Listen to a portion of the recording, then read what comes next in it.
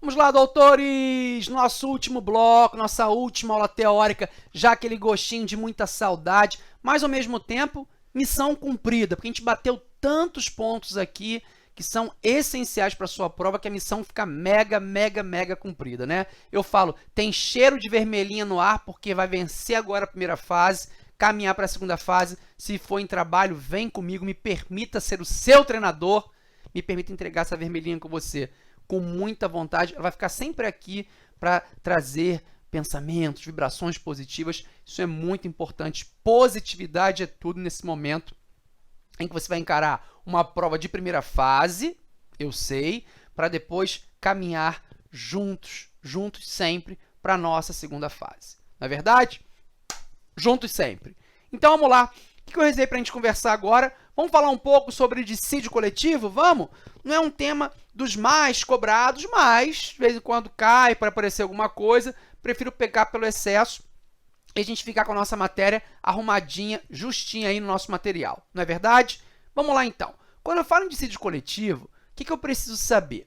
Que por meio de um acordo coletivo de trabalho e de uma convenção coletiva de trabalho, sindicatos e empresas criam normas jurídicas para ampliar o rol de direitos dos integrantes, né, claro, da categoria dos empregados. Então, esse aqui é o principal objetivo.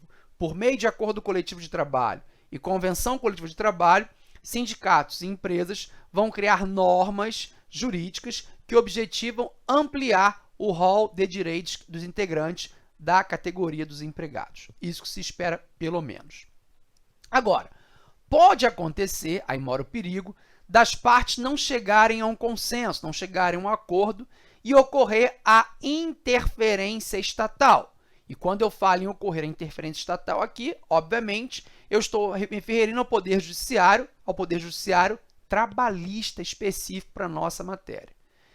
Poder Judiciário ele que se faz, né, essa aparição pelo ajuizamento do chamado dissídio coletivo. Renzetti, tem como a gente ter um conceito desse dissídio coletivo? Tem. Dissídio coletivo é o processo judicial, repito, o dissídio coletivo é o processo judicial destinado à solução de conflitos coletivos. É o básico. Então, dissídio coletivo é o processo judicial destinado à solução de conflitos coletivos. Vou avançar. Buscando com isso criar e modificar. Buscando com isso criar e modificar normas e condições gerais de trabalho, além de declarar o alcance de uma norma jurídica. Então, assim, eu trouxe uma explanação muito básica para você começar a ligar isso. Então, pensou em dissídio coletivo, vai pensar, é o processo judicial destinado à solução de conflitos coletivos. Beleza. Buscando com isso o quê? Criar e modificar normas e condições gerais de trabalho, além de declarar o alcance de uma norma jurídica. É o que se busca. E nós temos vários conflitos, vários dissídios? Claro que sim. Olha aqui a classificação. Dissídio econômico, dissídio jurídico, dissídio revisional, dissídio de greve, o mais popular, né? E o dissídio originário. Vamos lá. Quando eu falo em dissídio econômico, eu quero instituir, vou colocar aqui, institui, né? Dissídio econômico institui normas e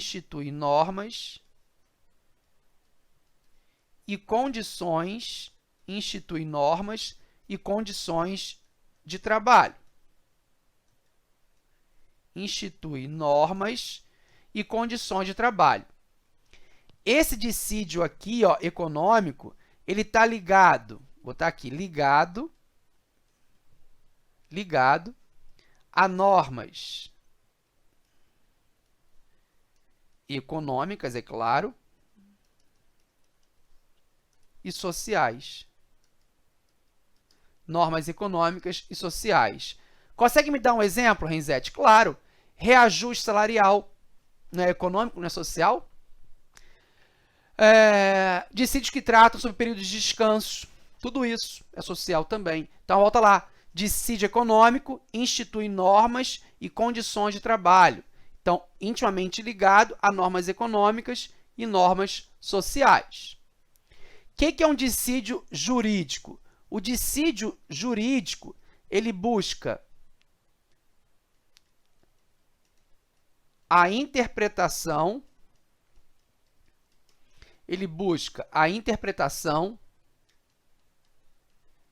de cláusulas,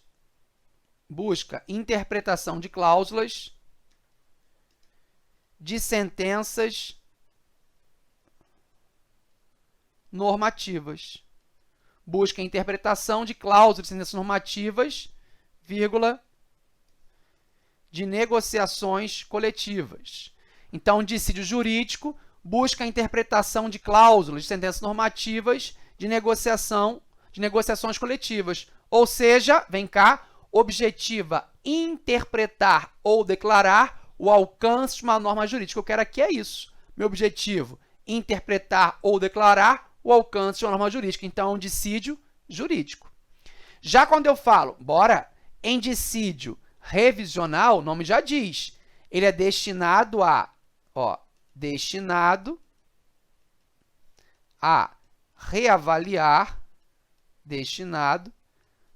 reavaliar normas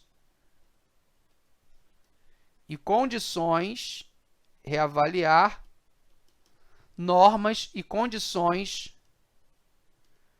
coletivas de trabalho. Reavaliar normas e condições coletivas de trabalho, vou completar aqui, pré-existentes.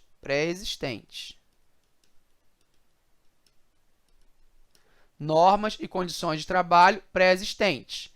Obviamente, que se tornaram o quê? Injustas, que se tornaram ineficazes, que as modificações de circunstância econômica, situação do país, fez com que mudou aquela condição. Então, precisa ser reavaliada, revisionada. Acabou, o nome já diz. Então, esse é o dissídio revisional. Temos também, vamos lá, o dissídio de greve.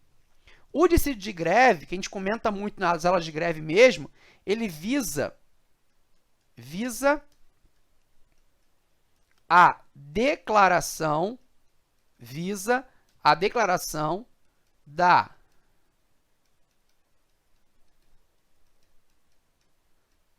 abusividade ou não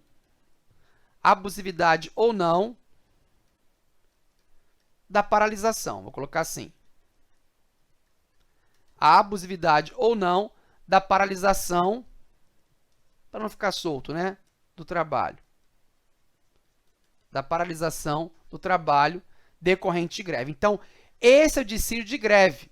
É por isso que eu sempre falo para vocês, a greve é abusiva ou não? É isso que quer se discutir. Não existe falar assim, a greve é ilegal. Muita gente fala isso. A greve não é ilegal. Por que a greve não é ilegal? Porque já existe a lei de greve. Lei 77, 83, 89. Eu tenho a lei de greve. Então, é um erro você falar, a greve é ilegal. A greve não é legal. Existe a lei de greve. O que a greve pode ser abusiva ou não. Aquela greve é abusiva. É uma coisa. Tá? É isso que se quer com o dissídio de greve. Declarar se a greve é ou não é abusiva. É isso. Decorrente de determinada paralisação, que é a greve. Que greve suspende o contrato de trabalho, de acordo com o artigo 7º da lei de greve. E, por fim, nós temos o dissídio originário, que é onde tudo começa, né? Quando não existentes em vigor, normas de condições especiais de trabalho. Então, não existente, vou colocar assim, é o primeiro, né? Não existentes em vigor, normas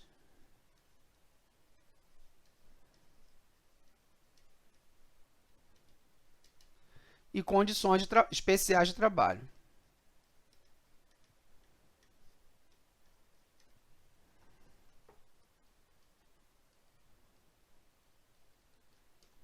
Não existente em vigor, normas e condições especiais de trabalho. Tá aí. Esse é um dissídio que eu chamo de dissídio originário. É o pontapé lá, onde começa. Tá bom? Então, esses são os dissídios. É bom saber? É bom você saber, porque ele pode criar uma questão de prova trocando. Então, é bom que você saiba. Vamos passar de novo aqui. Que é um dissídio econômico, que é um dissídio jurídico, que é um dissídio revisional, que é um dissídio de greve e um originário. O muito cobrado é esse dissídio de greve, né? Se fala muito dissídio de greve, não menosprezando os outros. Por isso que eu passei com você aqui mesmo.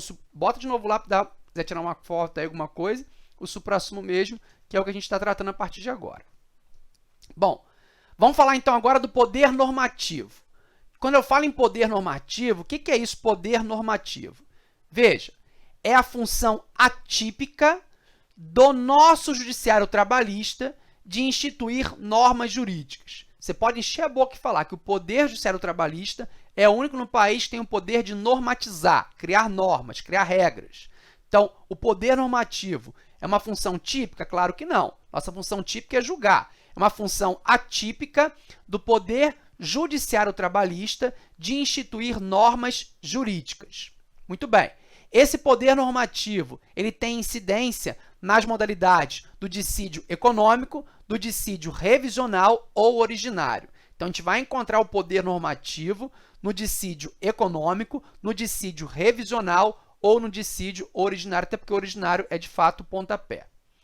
Beleza. Agora, quando eu falo em dissídio coletivo, quem são os sujeitos do dissídio coletivo? Com a nomenclatura certa para legitimidade do dissídio coletivo. Nós temos, vamos lá, o suscitante e o suscitado. Suscitante e suscitado. Essa é a nomenclatura correta, tá bom? Suscitante é o autor do dissídio, suscitado é o réu do dissídio, digamos assim, tá? Mas não usa isso não. Usa só suscitante e suscitado. E essa legitimidade quem tem? Os sindicatos, os empregadores, comissão de trabalhadores e o próprio Ministério Público do Trabalho, tá?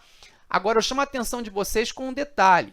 O Ministério Público do Trabalho, o MPT, ele tem competência em caso de greve em atividade essencial com possibilidade de lesão de interesse público. Então, o MPT ele tem competência em caso de greve em atividade essencial com a possibilidade de lesão para o interesse público, ao interesse público. Bom, quem não tem legitimidade? Aqui é interessante observar. O presidente do TRT. A doutrina é pacífica quanto a isso. Fere o princípio do dispositivo, fere o princípio da inércia da jurisdição, embora previsto no artigo 856 da CLT, você afirmar que o presidente do TRT ele teria legitimidade para o dissídio. Muita calma nessa hora, tá? É o que prevalece hoje. Então, acho muito difícil o examinador entrar nessa bagunça. Espero que ele nem entre. Centrais sindicais, se falta legitimidade para centrais sindicais realizarem negociação coletiva, consequentemente, para ajuizar o dissídio coletivo. Isso você já sabe, mas não custa lembrar. Centrais sindicais participam de normas coletivas, convenção coletiva de trabalho ou acordo coletivo de trabalho? Não. Então, centrais sindicais, elas não têm legitimidade para negociação coletiva. Por óbvio, se elas não têm competência para negociação coletiva, consequentemente, não terão competência para o ajuizamento do dissídio coletivo, tá? Isso é importante. Bora para a competência. Quando a gente fala em competência, o dissídio coletivo é de competência material da nossa justiça, obviamente, da nossa Justiça do Trabalho. Só você pegar o artigo 114, parágrafos 2º e 3º da Constituição Federal que você vai ver isso lá, que o dissídio coletivo é competência nossa. A competência funcional é originária dos tribunais. Então, em relação ao dissídio, a competência originária é dos tribunais e vai ser definida pela extensão territorial do conflito. Então, a competência originária é dos tribunais e essa competência é definida pela extensão territorial dos conflitos. Então, preste atenção. Se o conflito é de jurisdição de um tribunal, quem vai ter competência? O TRT local. Se a competência excede a jurisdição de um tribunal, a competência do TST. Então, se for conflito na área de um tribunal, de um regional, conflito TRT local. Exemplo, o conflito é aqui na área do estado do Rio de Janeiro. Então, quem vai ter competência para esse dissídio? O TRT da primeira região, Rio de Janeiro. Agora, se o conflito pega parte do estado do Rio de Janeiro e uma parte do Juiz de Fora, Minas Gerais, opa, então já excedeu aqui a área de um regional. Na verdade, está entre dois regionais. Primeira região, Rio de Janeiro, terceira região, Minas Gerais. Nesse caso, se excedeu a jurisdição de um regional, o conflito vai para o tribunal TST. Tá bom? Essa é a competência. Sempre o tribunal tem que saber qual é.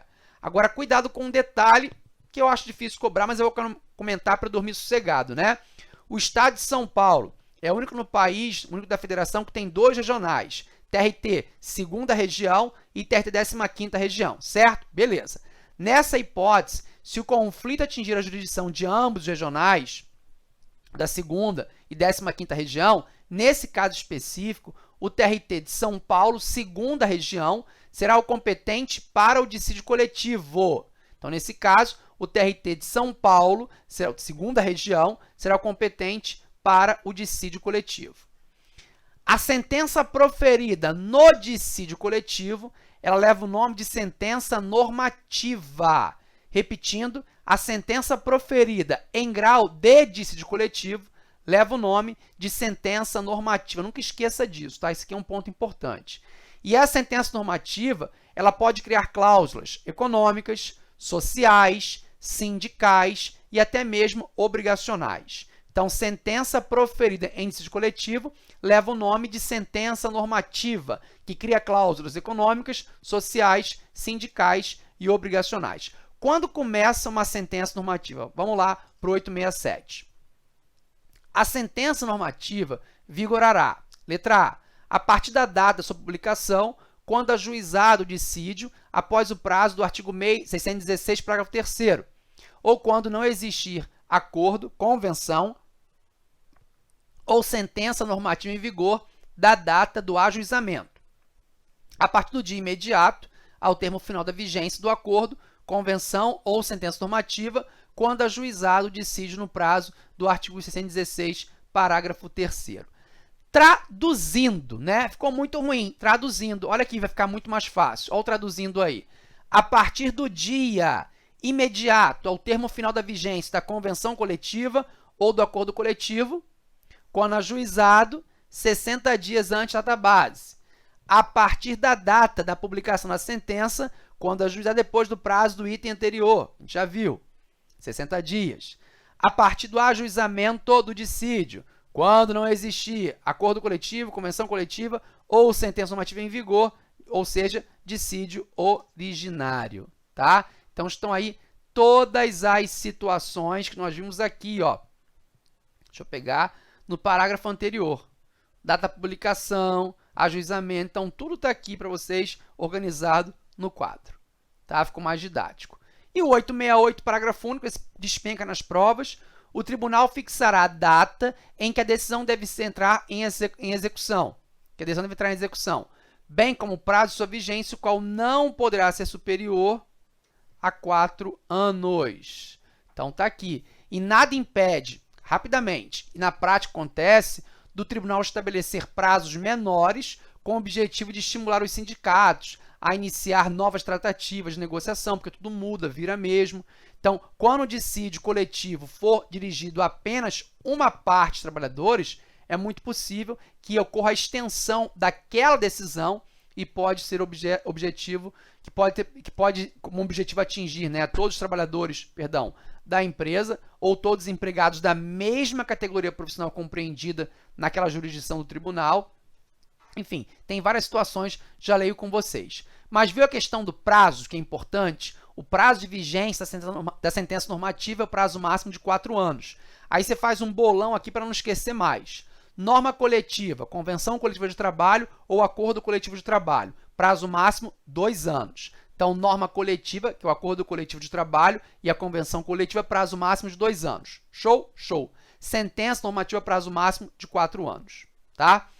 Bom, então, pode ser, de novo, que o tribunal estabeleça um prazo muito menor para estimular as negociações. E pode ser também que o dissídio seja dirigido apenas a uma parte dos empregados, dos trabalhadores, e aí ocorra a extensão daquela decisão, que vai ter o objetivo atingir todos os trabalhadores de uma empresa específica ou todos os empregados da mesma categoria profissional compreendida naquela jurisdição.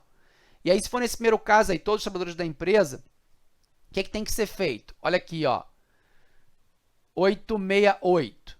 em caso de dissídio coletivo, que tenha por objetivo novas condições de trabalho e no qual figure como partes apenas uma fração, ó, só uma fração,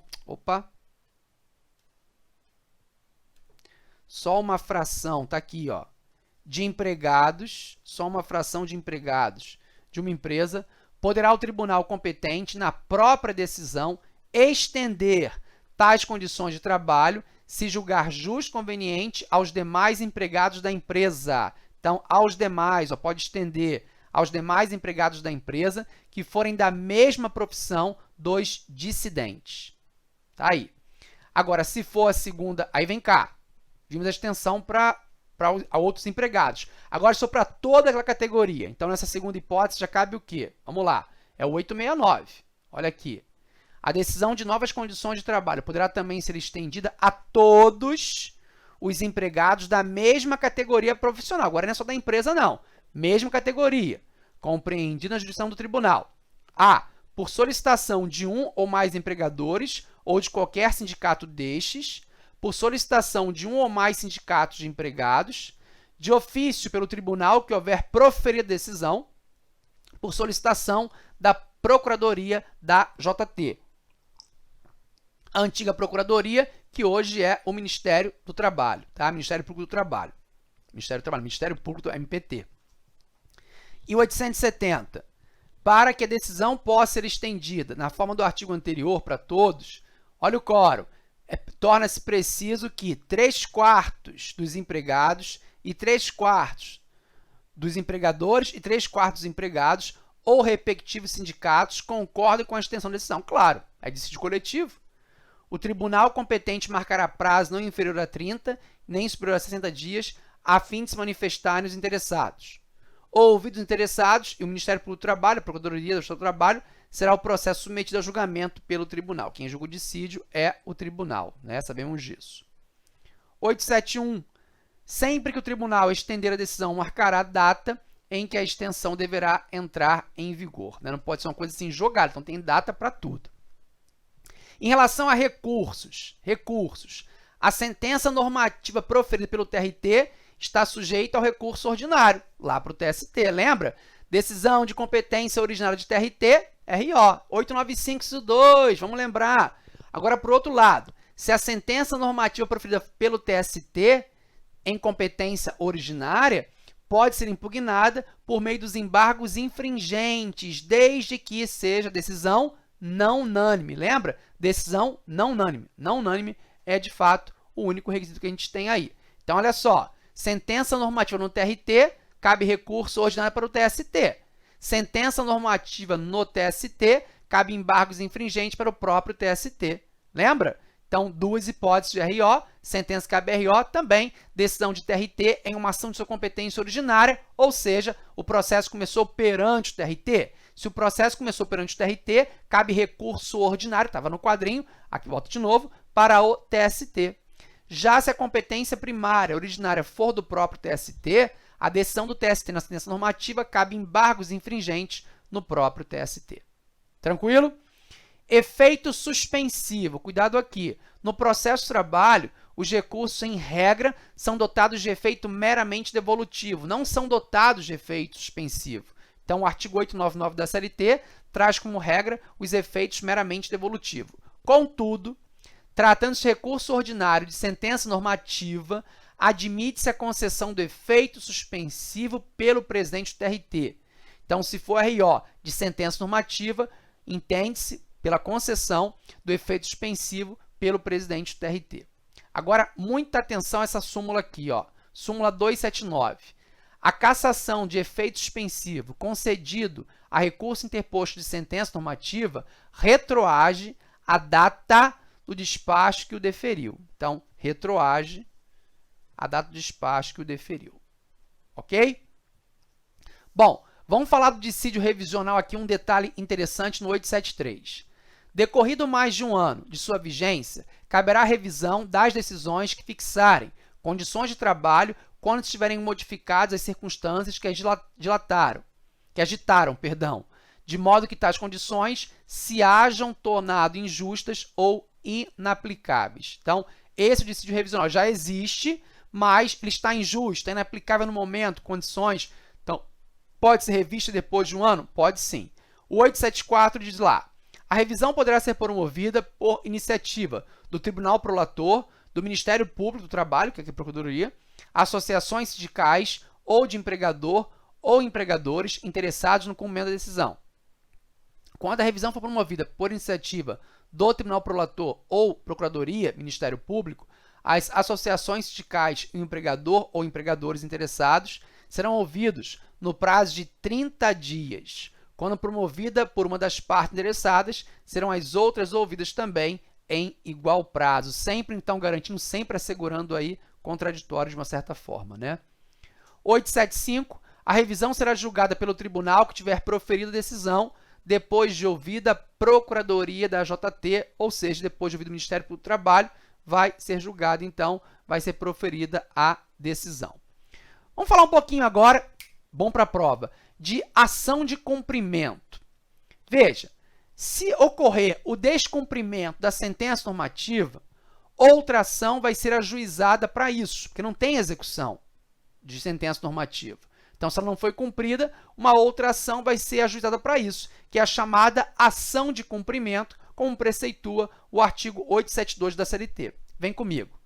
Celebrado o acordo ou transitada em julgado a decisão, seguir-se-á o seu cumprimento sobre as penas estabelecidas neste título.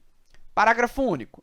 Quando os empregadores deixarem de satisfazer o pagamento de salários na conformidade de decisão proferida, poderão os empregados ou seus sindicatos, independentes de outorga de poderes de seus associados, juntando certidão de tal decisão, apresentar reclamação à vara ou juízo competente, observado o processo previsto no capítulo 2 deste título, sendo vedado, porém, questionar sobre matérias de fato e direito já apreciadas na decisão.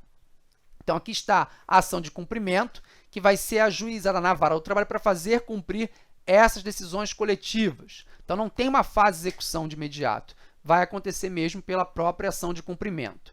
Esta ação tem natureza, repito, de ação de conhecimento de cunho condenatório.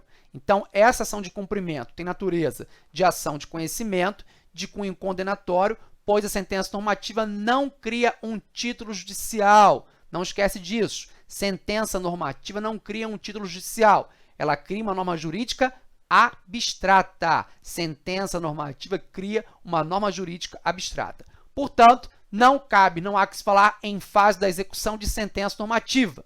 Devendo ser ajuizada a ação de cumprimento que deverá ser instruída com a certidão da decisão coletiva. Essa ação de cumprimento ela não visa apenas o descumprimento da sentença normativa, ela amplia mais. Ela também pode ser utilizada para fazer cumprir o acordo coletivo de trabalho e a convenção coletiva de trabalho. Vem comigo, súmula 286. A legitimidade do sindicato para propor ação de cumprimento estende-se também à observância de acordos ou convenções coletivas. Então, não seria só a hipótese de sentença normativa, tá bom? A ação de cumprimento vai ser ajuizada onde, Renzetti? A ação de cumprimento deve ser ajuizada na vara do trabalho, observando os requisitos do artigo 651 da CLT, que é a regra do local da prestação de serviço. Quem tem legitimidade? Legitimidade aqui é individual, ou pelos trabalhadores interessados, ou, se for coletiva, pelo sindicato profissional. E aí, nesse caso, trata-se de verdadeira substituição processual, vez que o sindicato arguirá em nome próprio direito alheio, que é o direito dos trabalhadores, tá? Por fim, se for um dissídio coletivo que envolve administração pública, aí vamos parar e pensar, empresa pública e sociedade de economia mista que explorem atividade econômica, elas estão sujeitas ao regime jurídico próprio de empresas privadas, não estão? Sim. Vide lá o artigo 173, parágrafos 1º e inciso 2 da Constituição. São, portanto, pessoas jurídicas de direito privado, que devem adotar o regime seletista na contratação de seus empregados. Desse modo, elas vão submeter igualmente ao dissídio coletivo. Dúvida surge quanto à pessoa jurídica de direito público, ou seja, administração direta, autárquica e fundacional. Veja, se a pessoa jurídica de direito público adota o regime estatutário, esqueça, elas não estão sujeitas ao dissídio coletivo e, consequentemente, os efeitos da sentença normativa. Agora, se ela adotar o regime seletista, cabe sim dissídio coletivo exclusivamente para apreciar as cláusulas de natureza social, só. Mais nada. Não pode para ser aumento, porque aumento é previsto em lei, não teria como, né? Olha aqui só J5 da SDC. Em face da pessoa jurídica de direito público que mantém empregados, cabe dissídio coletivo exclusivamente para apreciar cláusula de natureza social. Está aqui. Econômica, não. Aumento, não. Reajuste, só por lei, só por lei. Aqui seria um banco de horas, por exemplo, algo do gênero, né? Então, essa impossibilidade de apreciação de cláusulas econômicas, nessa hipótese, está justificada porque a administração pública deve observar o princípio da legalidade. Somente pode considerar aumento aos seus servidores mediante lei específica. Não pode esquecer disso.